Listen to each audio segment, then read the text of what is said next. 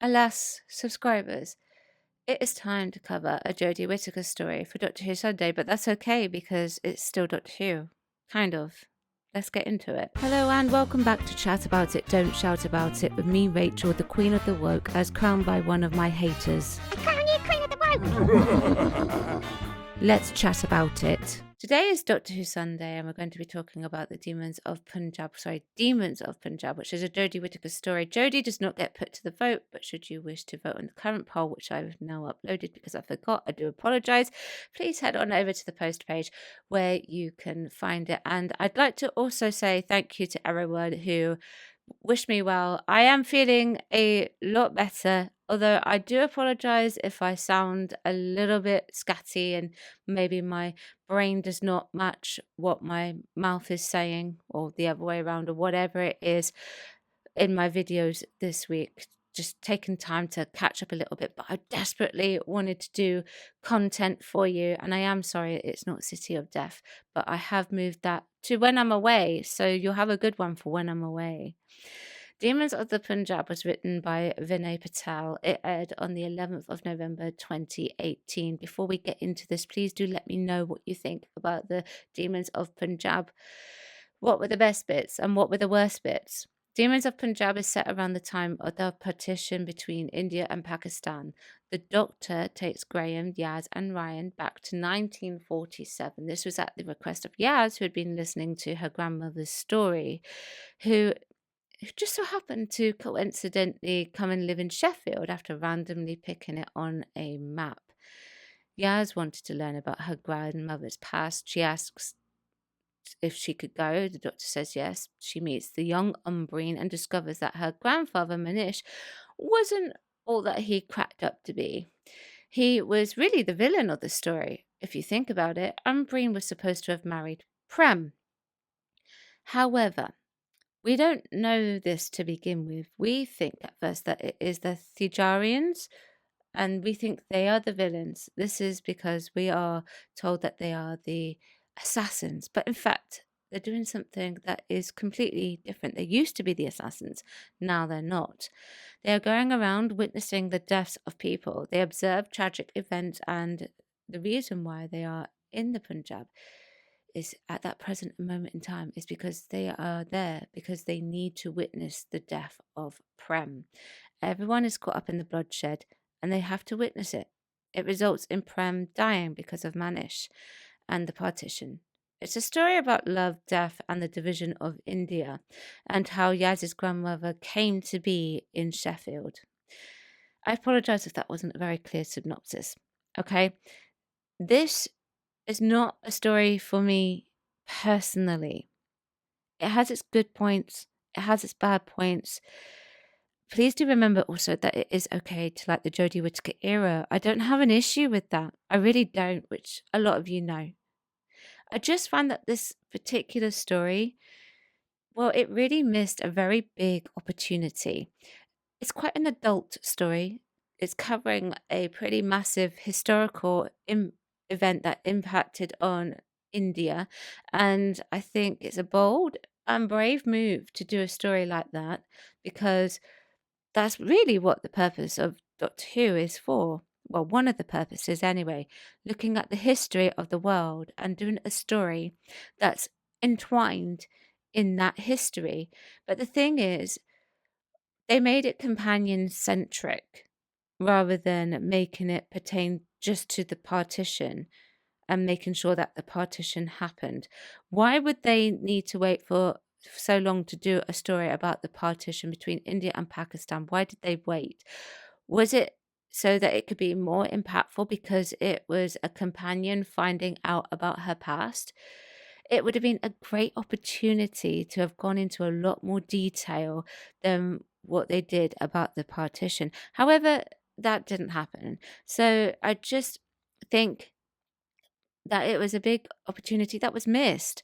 We get some information, and I think it's quite basic. You could have gone a lot further in with it, gone the whole hog, maybe, than giving, less information and just focusing on the issues with the characters surrounding it and the companion in this story. Long gone are the stories where we see the companions experiencing that time in space and in history, wearing the correct clothing for that time period, like the Aztecs, experiencing the culture like the Romans, learning about the history in full detail. Now, that's not to say that it was all bad, just so you know. Okay.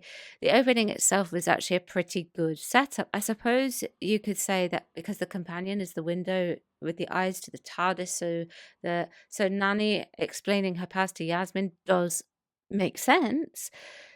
But did we need that whole backstory? Would it have been better to have seen it from a different perspective, from some other characters that were not the companion? I'm not really into the family orientated stories, as you might have guessed by now. Yeah?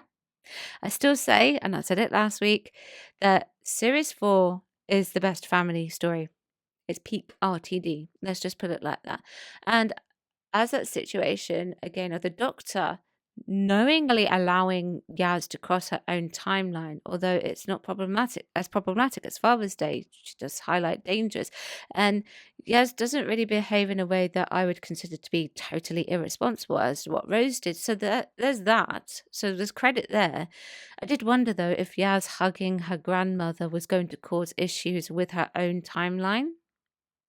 Don't know. However, it doesn't really seem to be, but there is a timeline issue because if Prem marries Umbreen and Prem lives, then obviously Yaz's own timeline is going to be extinct. So, how would she have met the Doctor? Can I just say as well, though, I know I critiqued the fact that it was a companion centric story set in 1947 with our partition between India and Pakistan. I do like the fact that they did set it there. I just want to make that perfectly clear. I just realised I sounded very critical of it. I like that setting. It's just that it could have been more detailed than what we got. So, okay, sonic screwdriver. Let's go there.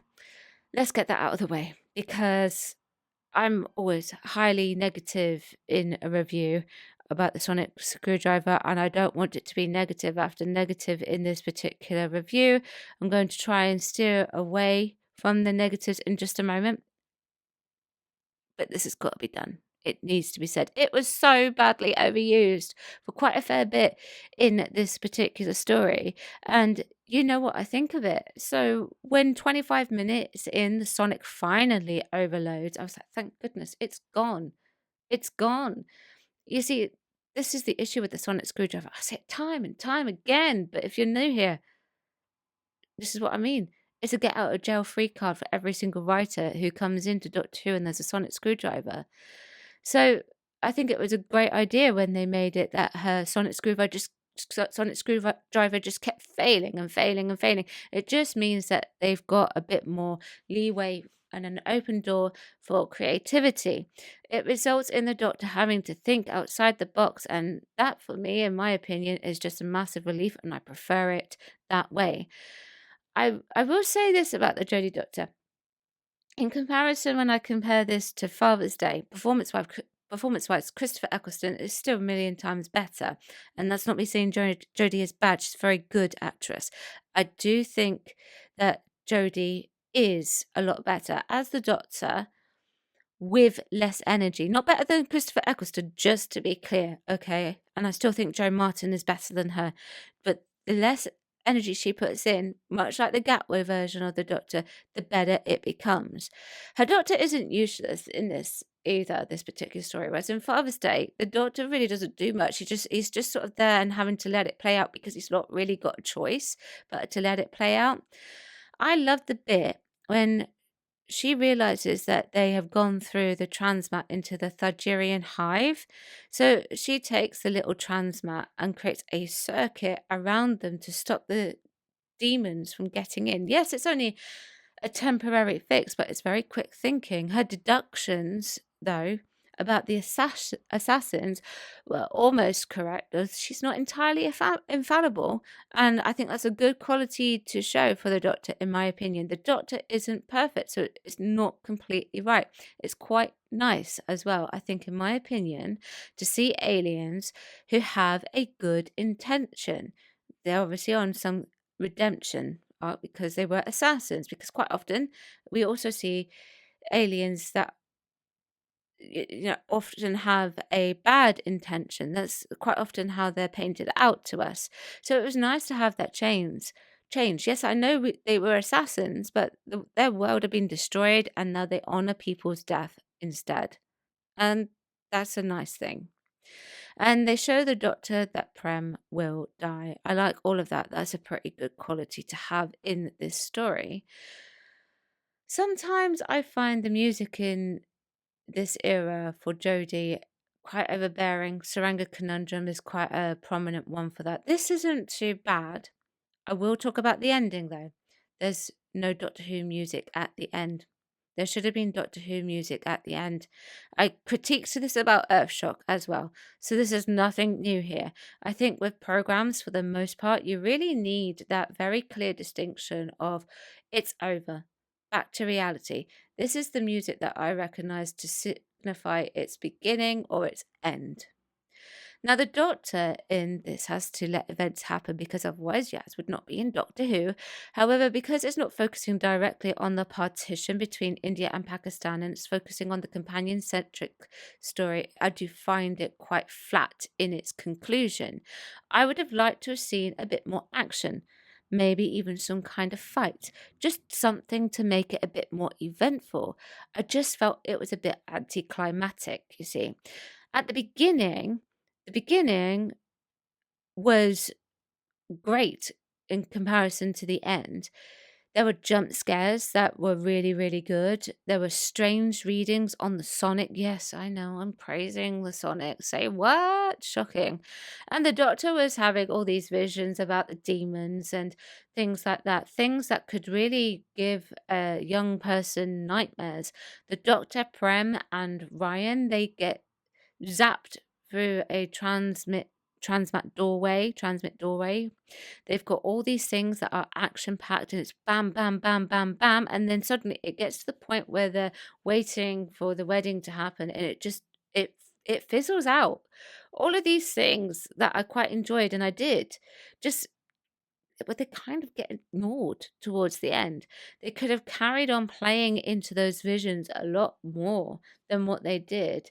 They could have done more jump scares.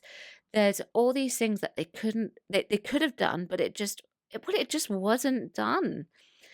I do find that the effects for this are really good. And the makeup for the demons, the Thargerians, were very nice makeup indeed. In fact, that's something from the Jodie Whittaker era in its entirety that I consistently will praise. You'll find the costumes and the makeup for her era, especially for the villains and the aliens, are pretty good, I will say, and in many respects a bit more, I don't really like to say it, but a bit more imaginative than what we got in the RTD era. A bit more scary, I think. So yes, I will remain consistent in my praise of that. But overall, though, this is a pretty shaky story that is companion-centric rather than focusing on the history of the partition between India and Pakistan. Like I said at the beginning, they missed that really big opportunity to give a proper historical story for me. They did it with Rosa, okay, but they couldn't do it here. For me, I know there must be like people who still have memories of the partition, and so maybe it wouldn't have been right to go forward for it, but I would have liked for it to have happened, really. But anyway, for me, this story gets a 5 out of 10 just because it didn't push the boundaries that it could have pushed. That's what I think. Let me know what you think. Check out some of the other content that I have picked out for you. Thanks for watching, and I will see you soon. Bye bye. Thank you for watching today. Don't forget you can join me on my other platforms as well. I've got YouTube, Rumble, Spotify, X, TikTok, Instagram, Locals, Substack, and I also have a Discord. Everything is linked below.